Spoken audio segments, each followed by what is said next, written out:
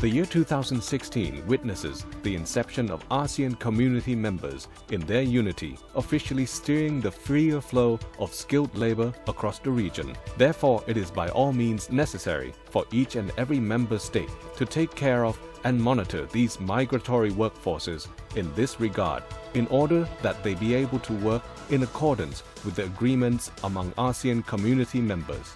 The Department of Labor Protection and Welfare, Ministry of Labor, is in charge of supervising the activities pertaining to occupational safety, health, and environment for both Thai and migrant workers. The Department of Labor Protection and Welfare, Ministry of Labor, therefore, has prepared the educational medias so as to communicate fundamental knowledge of and to disseminate the preliminary information on safety at work in order to serve as an instrument for business venues and workplaces so as to provide training programs for their employees. In Thailand, construction work is one of the enterprises with top-ranking high accident rate in comparison with others. In order to prevent and control workplace hazards, it is the duty of everyone involved, be it the employer, employee, as well as agencies in public governmental sector or relevant non-governmental organization to make concerted effort in unity. It is common knowledge that construction business has a rather high turnover rate on staff, with the newcomers, especially those without any work experience and/or those who have not trained on a continual basis. The issue of hazard prevention and control in the workplace becomes a daunting task to fulfill or render effective.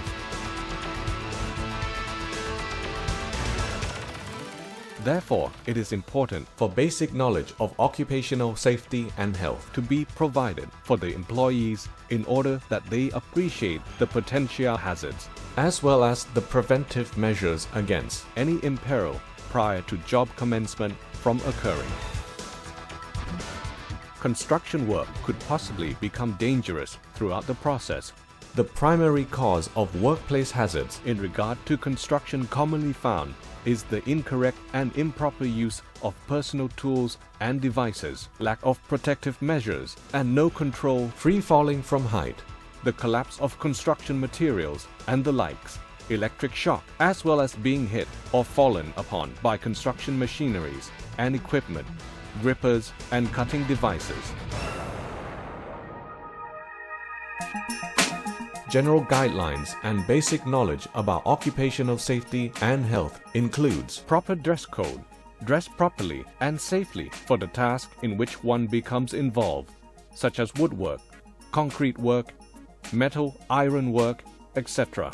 Selecting personal tools and devices related to and in accordance with the job or service to be provided. Understanding and observing the important signs at workplace related to mandatory sign, prohibition sign, warning sign, as well as safety sign. Next, you will be introduced to general rules and regulations at work to which employees must strictly adhere and observe. 1. Do not consume any narcotic substance or drug, alcohol beverage, any substance to which one may become addicted, and do not ever enter into workplace when under influence. 2. Dress properly by following the official dress code. No torn out or ragged uniform or garment being allowed. No uniform or garment with something hung out being allowed, and no sandals or slippers being allowed while on duty, as well as no taking off one's clothes while on duty. 3. Do not play or tease one another while on duty. 4. Strictly follow the rules and regulations as well as instructions of your supervisor. When in doubt, consult with your supervisor at once. 5. Keep clean and always manage to arrange supplies and materials at workplace in order. 6. When witnessing any unsafe working condition or tools or devices being out of order, thus not in proper condition. If repairs can be done by oneself, do it immediately. In the case where repairs are at the time impossible, promptly report one's supervisor. 7. Notice and follow mandatory sign, prohibition sign, warning sign, and safety sign. 8. No persons unrelated to the operation are allowed to enter the unauthorized area whatsoever. 9. Repairs and maintenance to electronic devices must be carried out by professional electricians or qualified persons only. 10. Always wear a safety helmet at work. Now that we have learned about general rules and regulations regarding safety at work, do let us learn more about how to select personal protective equipment suitable for your job. There are a variety of personal safety protection devices, which come in different types as well. Operators or workers must choose correct ones to effectively protect themselves from potential hazards while on duty. Personal protective equipment according to the type of work. 1. Gloves. The objectives are to provide hand protection from certain things, sharp objects, collision, heat, and electric current. 2. Boots and shoes, as well as safety shoes. The objectives are to provide protection from stepping on sharp objects, reducing impacts being made at the time of collision, as well as being pressed by heavy-weighted objects. 3. Safety helmet. The objectives are to provide protection to one's head from being hit by weighted objects, sharp objects, or from the collisions while on duty. 4.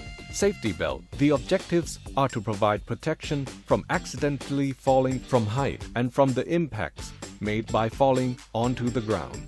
Do let us take a look at how to use the personal protective equipment for basic work in construction.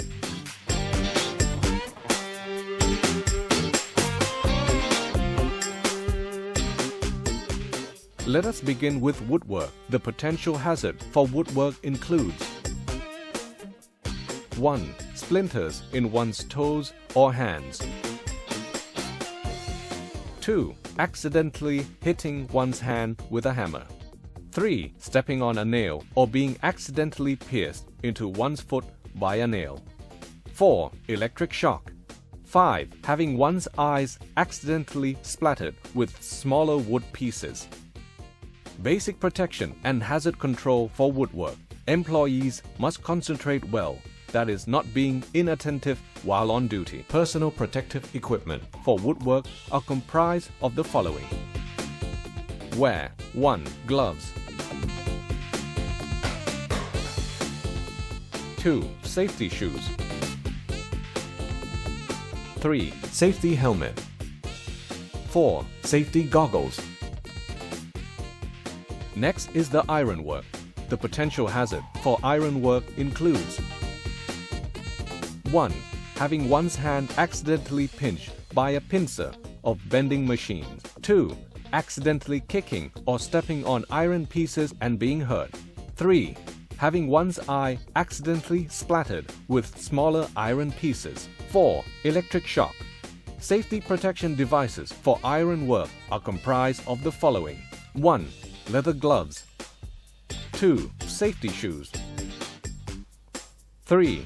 Safety helmet. 4. Safety goggles. Wearing safety goggles while cutting iron bars. Regarding the concrete, operators must be more careful and keep the operation area clean at all times. Personal protective equipment for concrete work are comprised of the following. 1. Rubber gloves.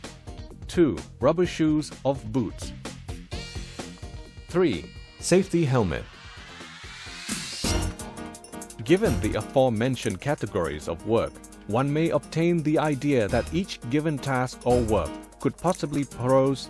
Given the aforementioned categories of work, one may obtain the idea that each given task or work could possibly pose threat. For instance, one being in danger from accidentally falling from height, the collapse of buildings, and debris, electric shock, or being hit or fallen upon by machineries and equipment in any given step at work.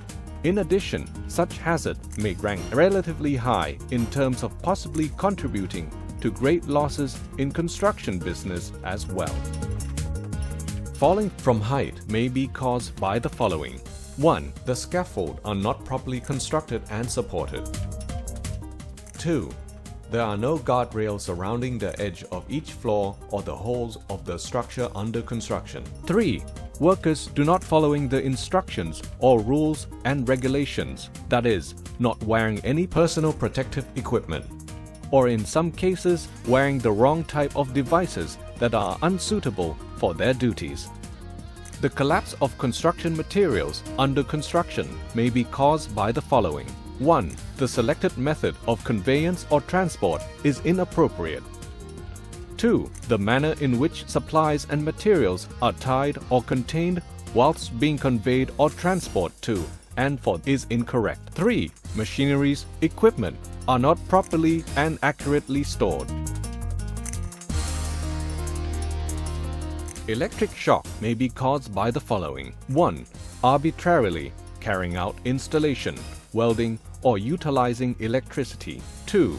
No knowledge about electrical operation. 3. Not wearing gloves or shoes in order to prevent from making any direct physical contact with electric currents. Being hit or fallen by machineries, equipment grippers, and cutting devices, etc. may be caused by the following. 1. Not wearing any personal safety protection devices such as gloves or safety shoes. 2. No knowledge about how to use them properly. Given the aforementioned hazards, operators should know, understand, and operate strictly in accordance with the rules and regulations. Basic protection may be accomplished by following the steps shown below. Falling from higher grounds. 1. Prior to operation, the scaffold must be examined for safety. 2. When working at 2 meters above the lower level, safety belts must be utilized and they must be properly fastened with firm structures prior to operation. 3. Suitable personal protective equipment must be selected and accurately worn.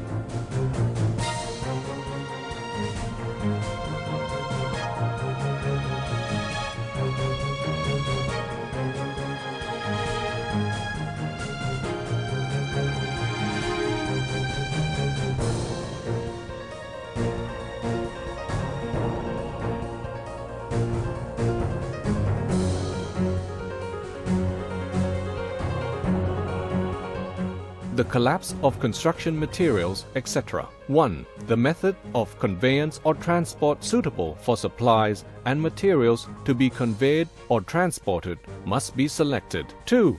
The manner in which supplies and materials are tied or contained must be carried out accurately in accordance with shapes and characteristics of supplies and materials. 3. Machineries, equipment, etc. must be accurately and properly stored in accordance with shapes, weights, as well as characteristics. Electric shock. 1. Prior to carrying out installation, welding or utilizing electricity, permission must be given by the authorized persons. 2. Training course should be attended for one to gain knowledge about electrical operation. 3. Gloves and/or shoes must be worn in order to prevent from making any direct physical contact with electric currents. Preventing from being hit or fallen upon by machineries, equipment grippers, and cutting devices, etc. 1. Training course should be attended to gain knowledge about how to use them properly prior to operation. 2. Operators must wear personal safety protection devices such as gloves or safety shoes at all times on duty. Regarding construction work, what the operators must have in common in terms of understanding are the mandatory sign, prohibition sign, warning sign, and safety sign, which come in different types according to the job categories. Wear foot protection.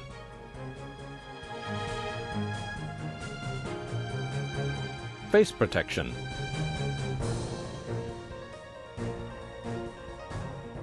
Wear earmuff.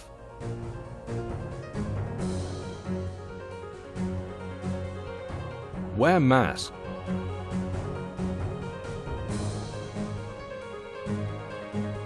Wear hand protection.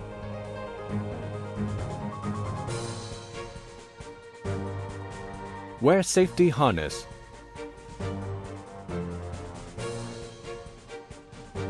Respirator must be worn in this area. Pitch in.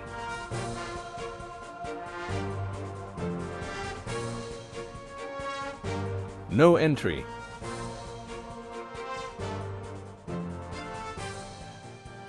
No slippers.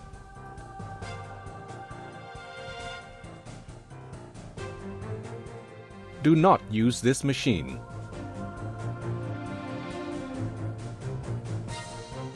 No fire ignition.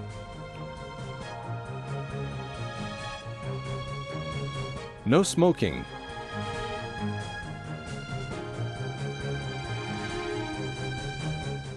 Beware high voltage.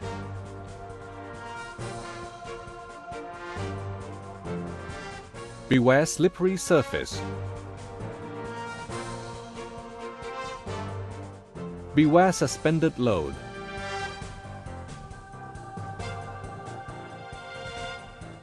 Beware falling objects. Danger, toxic hazard.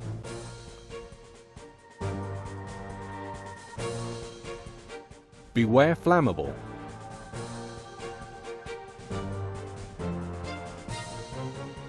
Exit.